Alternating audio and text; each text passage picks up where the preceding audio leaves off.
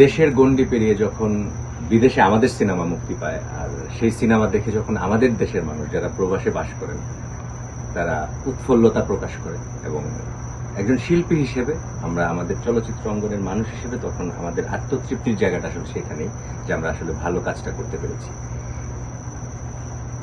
সবাই যাকে music director হিসেবে চেনেন, যিনি অসংখ্য সিনেমায় সেরা সঙ্গীত পরিচালক হিসেবে রাষ্ট্রীয় স্বীকৃতি পেয়েছেন, ইমন শাহদাদার সঙ্গে আমার প্রথম কাজ একজন অভিনেতা হিসেবে, এবং তিনি এসেছেন পরিচালক হিসেবে।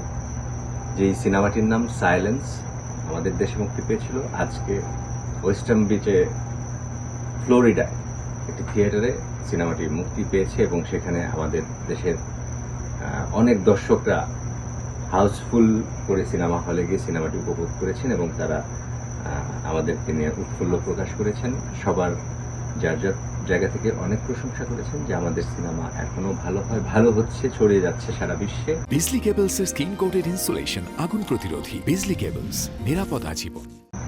আমেরিকার মতো জায়গায় যখন সাইলেন্স রিলিজ পায়, সেখানে আমাদের উপস্থিত থাকতে পারাও কাজের জায়গা থেকে একজন অভিনয় শিল্পী হিসেবে আরো ভালো ভালো কাজ করবার আত্মপ্রকাশ ভেতর থেকে চলে আসে।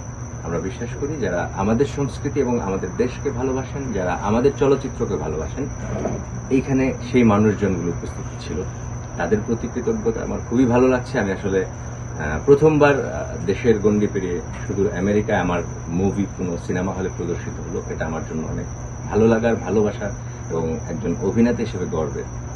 সবার প্রতি কৃতজ্ঞতা যারা সিনেমা হলে আমাদের সিনেমাটি উপভোগ করেছেন, আর এই সিনেমাটির সার্বিক তত্ত্বাবধানে এখানে রিলিজ করেছে কারিগর, তাদের প্রতি কৃতজ্ঞতা, দর্শকদের প্রতি ভালোবাসা, আর যারা চ্যানেল 24-এ আমাদের কথা শুনছেন আর আমাদের এই প্রচারণা দেখলেন, সবার প্রতি কৃতজ্ঞতা। ভালো থাকবেন, নিজেকে ভালো রাখবেন, নিজেকে ভালোবাসবেন, নিজেকে ভালোবাসলে দেশকে ভালোবাসবেন।